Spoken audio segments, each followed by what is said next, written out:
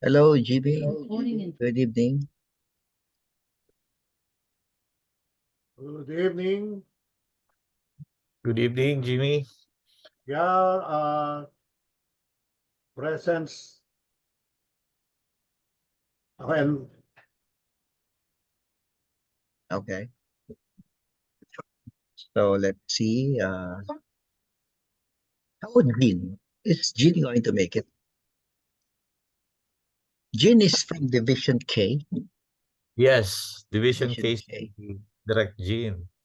And um gentleman Toastmaster. I like to correct though. I'm DTM, I'm not DTM.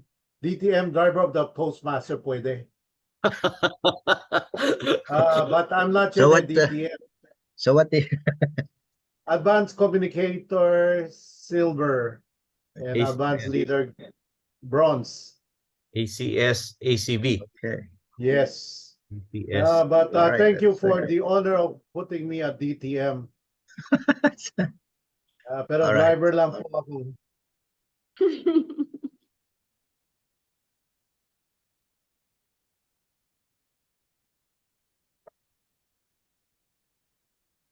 Wala, hold on, video.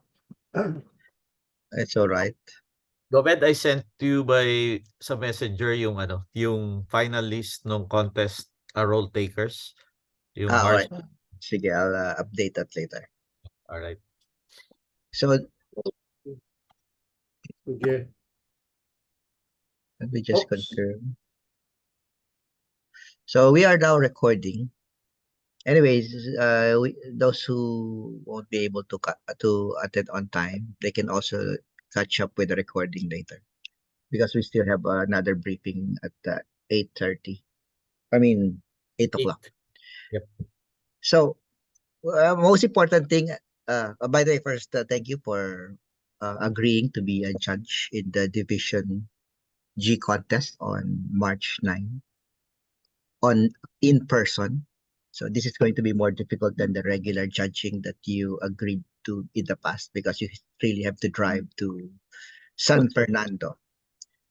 And the address that is the address of the venue is posted here. It's the Amphitheater Heroes Hall in San Fernando, Pampanga. So try to get to go to the chat group in case you don't know how to go there. When I tried to locate it, there's also an amphitheater in SM San Fernando. So I was confused, but good thing that I realized there's another amphitheater at Heroes Hall. So try to it's still a few kilometers away from the exit at San Fernando. Go, you turn left. Gobed, Yeah. just take note that in Waze, there is another Heroes Hall, which is also in San Fernando, but it's incorrect. The one I posted in our GC is the one which is accurate.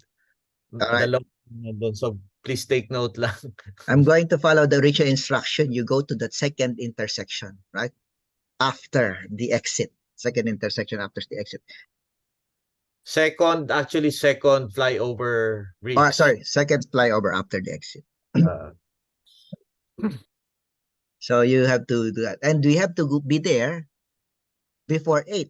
Otherwise, the contest will not start if we're not yet there. So the contest is going to be a bit long. So we have to be early, or we will delay the entire proceedings by not being there on time. So this is the list of judges that we have. Distinguished Toastmaster Gabi, Distinguished Toastmaster Ida, Director Mikel Rotaeche, Driver Toastmaster Jimmy Sibauco, Director Glenda May Abad, Director Jean Lopo, Air Director Berna Joy Mosquera, and Director Tisha Timpang, and Director Dolly Santos. So those are the judges that will be with us. But let me now proceed. This is a very loaded program. You can see that we will have practically no break. I think we're going to have a working break. So it starts at 8 o'clock with the call to order, and then table topics should be at 8:09. It start at 8:09. The humorous at 8:46 though. So we are going to run on a tight schedule. The evaluation at 9:53. See, there is no rounding off in the time that able to look for this. So this is military time. There is no rounding off. And it should be finished by 12:03. Right. See.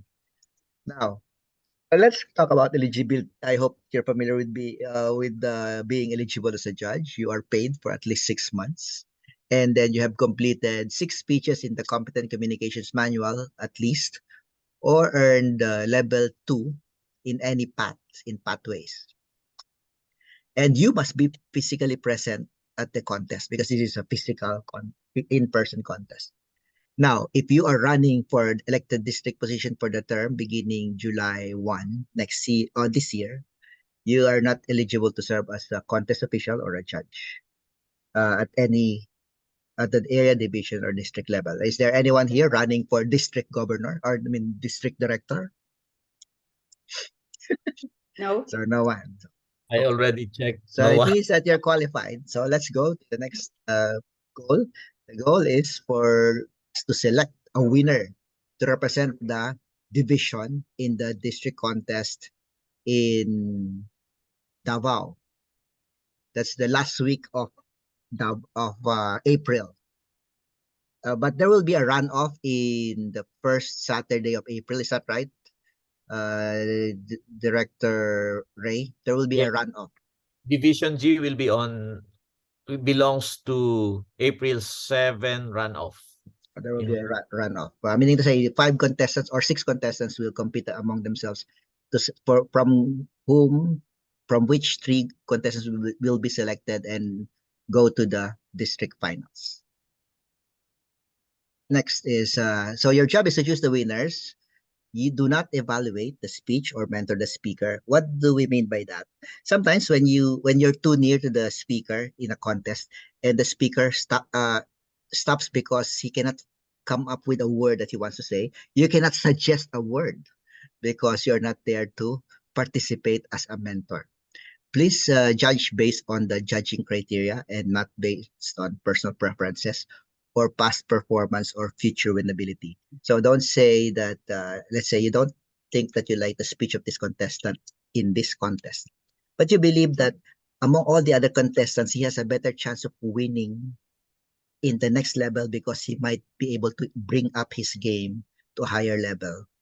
You cannot do that. You just judge based on the performance at the particular contest. So that's how we're going to do the judging. Now, if you are a tie-breaking judge, it's a bit different. When you're the regular judge, you only have 3 names to fill up at the bottom of your ballot. The first placer, the second placer, and the third placer. But if you are a tie-breaking judge, the judge ballot will look like this. So there will be several places, as many contestants. You will fill up as many places as there are contestants. But the thing is, your vote will not be counted. Your vote will not be counted unless there is a tie. Your vote will not be counted unless there is a tie for the purpose of selecting the winners. Later on, I'll explain that there will still be a value to the vote of the tie-breaking judge. There is only one tie-breaking judge for each contest, for the humorous one, for the table topics one, for the international one, for the evaluation one. So I'll select the tie-breaking judge at the venue, and it's not going to be the same person for each contest. So for example, I can select Bernard Joy as tiebreaker for table topics, but for evaluation, I could make it Jimmy Sibauco. So it won't be the same tiebreaker judge for all the contests. I'll rotate it among 4 different judges. The judging criteria, I'm sure you're familiar with it for table topics. And for table topics, it's actually content, delivery, and language. So content is practically 55%. And the delivery is voice, physical gestures. Yeah. So those are the things that you will judge for table topics. But for the for the humorous speech contest, there is a breakdown of what constitutes content. There's this effectiveness. You also rate effectiveness, and then you also rate the organization, and then there is the I think even in humor there's also speech value. So it's important that you also identify that when you calculate what points you'll allot to each category. But it doesn't matter how you I as a chief judge, I don't care. I will not investigate how you come up with the totals, because it's up to you. So that's why you don't even have to show me your computations. You just have to show me the ballots. Is there any question so far about the ballots? No question. No. This is a perfect orientation. How about the timing signals? The timing signal, you will see that the timing device that Division G will use is going to be very big. It can be used as a traffic sign, as a traffic signal. So it's inevitable that you will see the time. It's possible that you will find out that one contestant went over time. If you are judging, ignore that.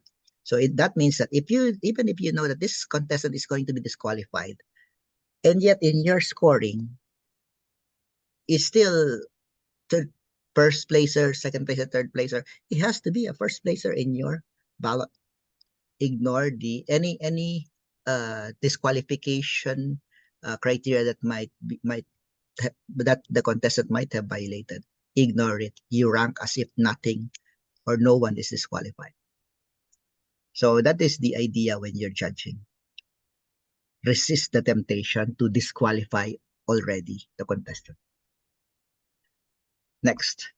Now, of course, it's inevitable that you may need to go to the bathroom at some point. You have to do it in between speeches. So if there's a contestant still speaking, you cannot go out. And if you have to go out during the 1 minute break, you have to go back quickly, because the marshals might not let you in. They have been given instructions not to let in anyone when somebody is speaking. So be mindful of the break schedules and be back promptly. The ballots will be provided to you at the venue. There will be folders. And are you going to provide the pens, Ray? Yes. Okay, We so can the pencil pen them or down. pencil will be provided at the venue. So you can score during the 1 minute of silence. You can finalize your scores, because there will be a 1 minute of silence after each speech. After the last contestant is done, you will be given time to tally your scores and pick your top 3. So again, as I said, it's up to you to choose whoever is the winner. But it's important that you sign your ballot and that you fill in the first, second, and third placer. Don't skip any position unless there's not enough contestant to fill the position. So there must be a first, second, third place.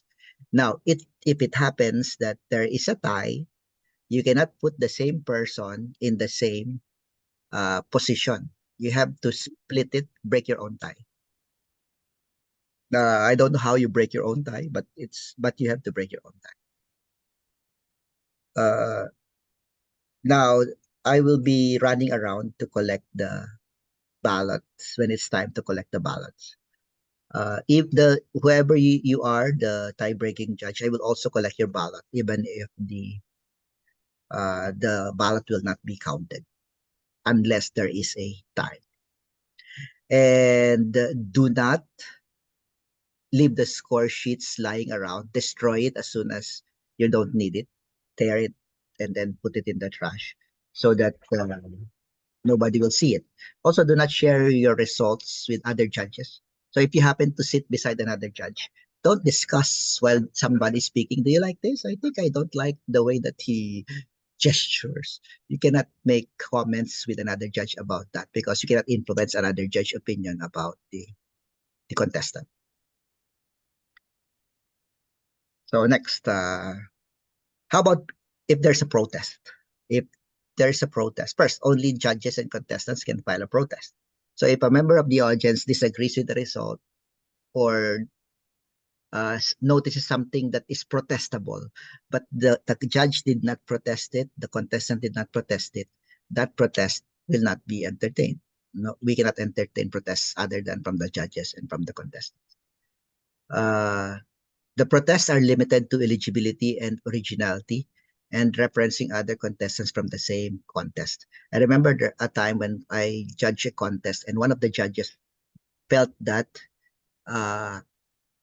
one of the contestants used a very offensive word, and he felt that it slurred. It was a slur, and he wanted the contestant to be disqualified. Unfortunately, according to the rules, these are the only criteria by which you can be disqualified. If a contestant is offensive in the use of language, it could affect the judging only in as much as there's a point portion there about suitability or appropriateness. There's a portion in the ballot where you can judge for appropriateness. So you can score that person low in that regard, but you cannot disqualify a contestant.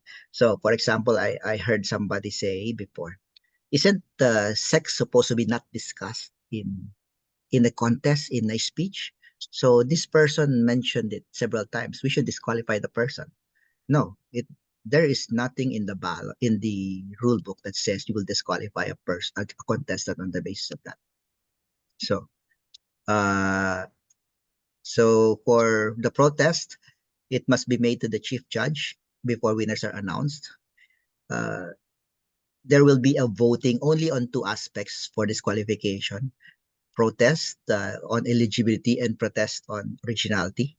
Also protest on referencing other contestants. But for disqualification on the basis of, let's say, a contestant went overtime, there's no discussion on that. Contestant is automatically disqualified. There's no voting on that. Also, if a contestant turns out to be not eligible, there's no voting on that anymore. That the disqualification will be automatic. So in case there is a need to vote, the chief judge will convene before making any final decision on the first placer, second placer, and third placer. It will be decided by a vote. Are there any questions so far? No. Very good. So let's go to the next part. So the contestants have been briefed on eligibility earlier by Ray. So in case you also want to know what the rules, because you want to also have a say on the eligibility, or you want to know why a contestant may be disqualified, the contestant must be a paid member. So that means he should be paid up to March 31. So for this contest. Also, the club must be in good standing. That is, it must have at least 8 members, 8 paid members. For the international speech contest, the contestants must have completed at least level 2 of any pathways project. According to this rule book, also according to this guide, a charter member of a club chartered less than 1 year before the club contest is permitted to compete without having completed this requirement, the pathways requirement, if the club is chartered less than 1 year before the contest. But the club must have officially chartered before the area contest. That's how it was worded. So I presume that's the full text of the rule. Now let's go to the content. Speech must be substantially original. 25% or less of the speech may be devoted to paraphrasing or referencing another person's content. Any quoted paraphrase or reference content must be must be identified during the speech presentation. And contestants must not reference another contestant or a speech presented by another contestant from the same contest in which they are competing, because this may be a ground for disqualification. So those are the rules with regards to content and originality. Now let's go to the reminders. I think we have submitted the certificate of eligibility according to Ray. You have all submitted their certificate of eligibility. Now, Yeah, if Chief Judge, except Director Glenda, because she's so busy, maybe she forgot about I'm it. going to remind her later. All right, thank you. If you are a dual member of any of the, I think Ray has already identified this. If you are a dual member of any of the clubs represented in this contest, please advise the chief judge because you might not be eligible to judge. Okay, now again, reminder, let's be at the meeting before 8 a.m. so that the meeting will also start on time. Okay, so at the end of the contest, Ray, I'm going to have to submit to you forms such as this. Yes, yes. This is the Thank form, and I think that this is the first time that I saw this form. The previous years, this is not the form that we use. We only have to submit the top 3. But in the recent rule, it appears that we have to submit all the positions. Now, this is tricky for the talliers because normally the talliers can only tally the first, second, and third placer. And probably because of some of these contestants got 0 points, then all of them will be tied for 4th place, right? So how will you rank the 4th, 5th, 6th, 7th position? That is where the tie-breaking judge ballot will count. So now we will use the tie-breaking judge ballot to rank the 4th, 5th, 6th, 7th, and 8th position because that's the only way I can rank the other positions without any scores on the ballots. So are there any questions?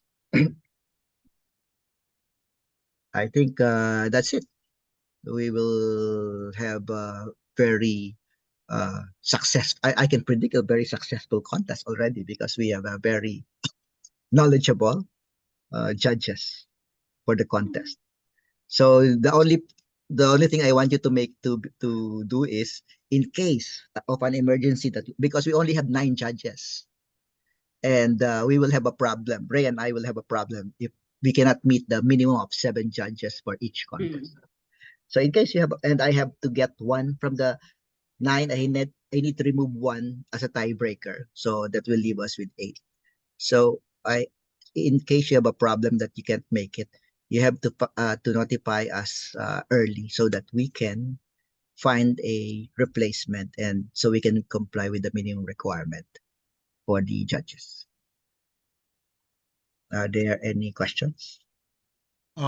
Chief Judge, Yes. Jimmy. I have a concern. No, I am a contestant for Humorous. I think I told Direct Ray about that. But Yeah. anyway, I was disqualified for the contest. So can I judge in Humorous or still disqualified? Based to on the judge? rules, I reviewed the rules. You can judge for the humorous because you're no longer a contestant.